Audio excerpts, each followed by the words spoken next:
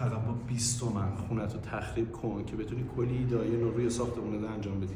اما اینم بدون باید یه سری وسایل هم داشته باشی. یا بعد اینکه برداشته کردیم، یعنی خونه رو سایز کردیم، اندازه‌های همه چی رو به دست آوردیم، البته با این متر نه، با متر لیزری میریم دنبال کارگر نیسان. کارگر نیسان چطوری پیدا می‌کنیم؟ بیا تا برات بگم. اگه کارگر ساختمانی داریم که هیچی، اگر نداریم میان توی دیوار سرچ می‌کنیم کارگر ساختمانی، کلی براتون میاره. هولوش 1,200 تا 1,5 هزینه هر کارگر روزانه است. پس هزینه هامون تا اینجا، یک، روزانه نیست نیسان، بار به باره، یعنی هر بار میاره هولوش 500-600 تومن تو 1404.